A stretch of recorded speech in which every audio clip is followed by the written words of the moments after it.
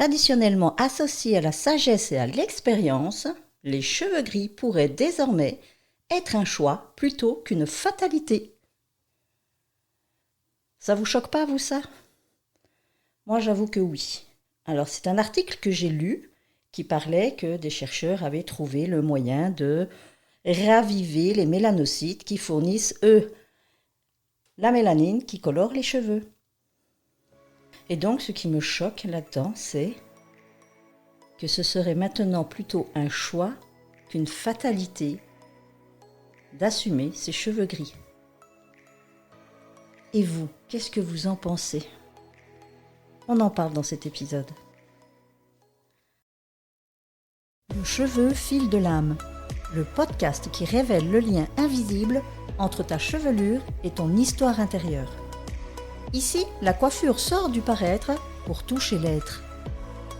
Je suis Marie-France, coiffeuse depuis plus de 40 ans, aujourd'hui engagée dans une approche thérapeutique et émotionnelle du cheveu. Chaque épisode est une invitation à écouter ce que tes cheveux ont à dire de toi. Que tu sois coiffeuse, thérapeute ou femme en chemin, je t'emmène explorer les racines émotionnelles qui tissent ta chevelure et ton identité. Témoignages, réflexions, élan du cœur, bienvenue dans un espace de libération, de reconnexion et de transformation. Et si toi aussi tu ressens l'élan de raconter ton histoire, je t'invite à rejoindre l'aventure.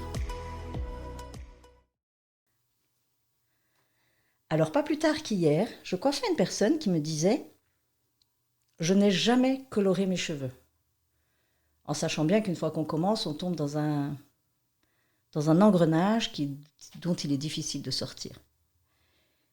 Et elle a eu cette phrase de me dire « Mais je m'en fichais tellement des autres. C'était mon choix personnel. Moi, j'aimais mes cheveux gris et qu'elle aime toujours et qu'elle assume totalement. Et donc, elle n'a jamais coloré ses cheveux. » Mais les cheveux gris, qu'est-ce que c'est? Effectivement, ce sont les mélanocytes qui ne distribuent plus cette mélanine qui colore le cheveu. Donc, c'est lui qui lui donne ce pigment. En même temps, le corps, il vieillit. Tout s'amenuise. Il y a des cellules qui disparaissent, d'autres qui se créent, et ainsi de suite. C'est un système naturel. Et dire que c'est une fatalité que de devoir assumer ses cheveux gris, je la trouve un peu rude. Parce que moi, je vois toujours ça sous un angle différent, du genre, tout le monde n'a pas cette chance de voir arriver ses cheveux gris, ses cheveux blancs. Il y en a qui, malheureusement, ne vont pas jusque-là. Alors, on sait aussi qu'il y a des femmes qui, elles, malgré leur grand âge, ont très peu de cheveux blancs. J'en ai eu une aujourd'hui, passé 60 ans. Sincèrement, si elle avait 10% de cheveux blancs, c'est tout ce qu'il y avait. Mais voilà, c'est génétique aussi. Elle me dit, sa maman était pareille. On n'est pas tous gâtés de la même manière, c'est sûr. Et encore, gâtés ou pas gâtés, déjà, avoir encore des cheveux sur la tête, c'est déjà une chance. Mais leur couleur est-elle si importante que ça?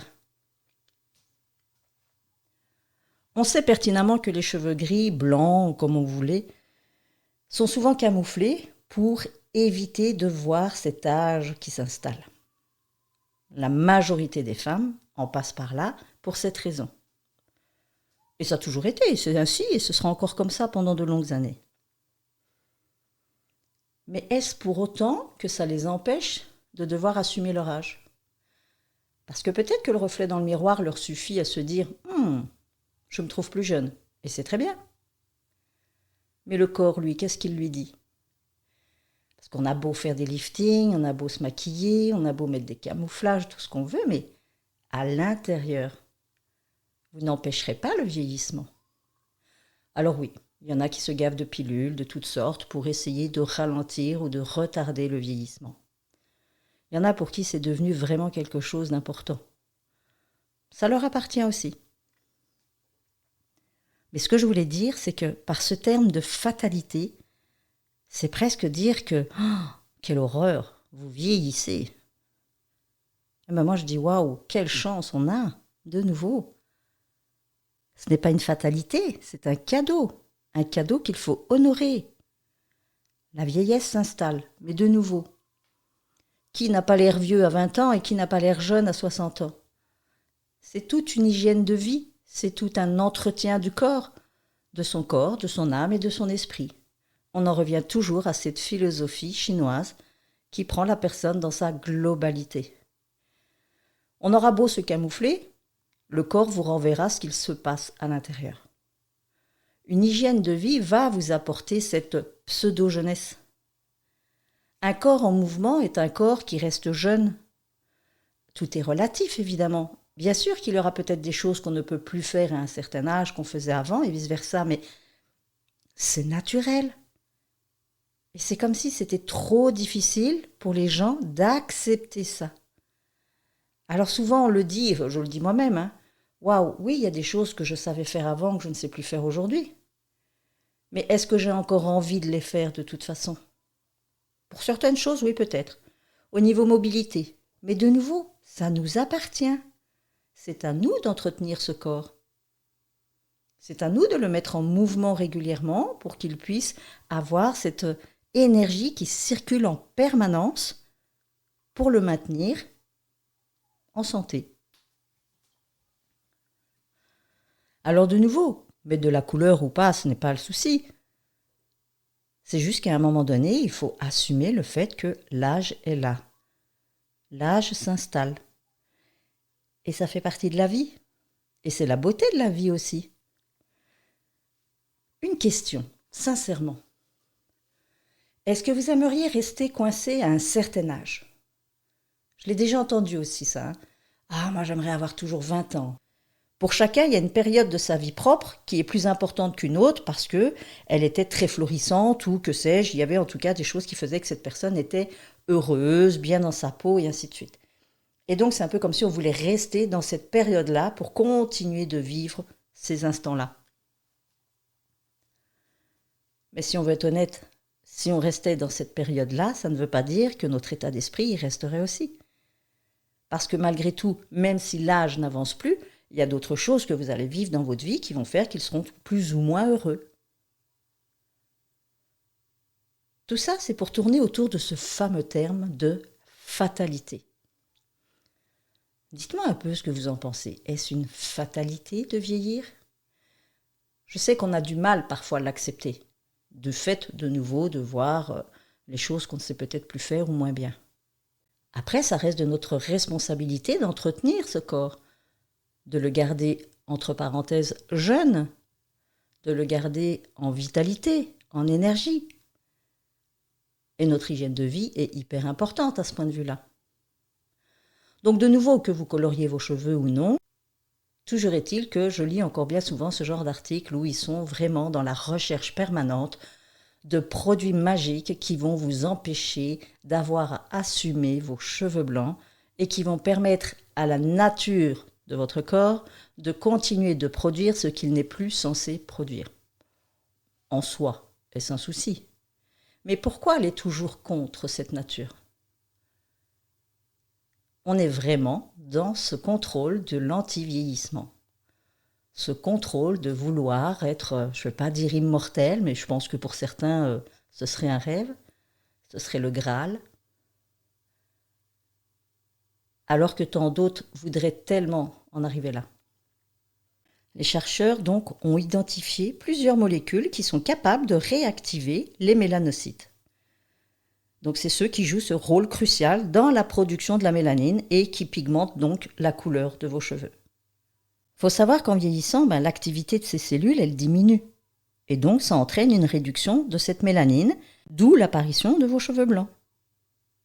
Alors, lorsque les chercheurs vous disent que c'est un processus qui est réversible, ils sont en recherche de trouver un stimulant pour ces cellules pour être possible de leur faire retrouver leur fonction originale. Et cela va permettre ainsi la repigmentation des cheveux. Alors, c'est pas nouveau quelque part, parce qu'ils sont aussi dans la recherche des produits qui vous repulpent la peau, qui vous enlèvent vos rides, du moins qui les diminuent, qui vous rendent de l'élasticité. Ça reste que des produits extérieurs qu'on veut rajouter à l'intérieur. Est-ce si sain que ça? Pas sûr, je ne sais pas. Je ne peux pas me prononcer, je ne suis pas sûre. Mais à vouloir garder toujours ce contrôle de soi, ce contrôle du corps qui ne veut pas vieillir, du corps qui ne veut pas mourir, dans quel état allons-nous le mettre? Jusqu'où est-on prêt à aller pour garder cette de nouveau pseudo-jeunesse? C'est quand même se mettre beaucoup de pression sur les épaules. C'est en fait passer son temps à courir après quelque chose qui n'est plus, au lieu de laisser venir ce qui est et de savourer et de profiter. Ce serait d'aller comprendre qu'est-ce qu'il se passe dans l'esprit de ces personnes qui sont vraiment à la recherche de cette jeunesse éternelle.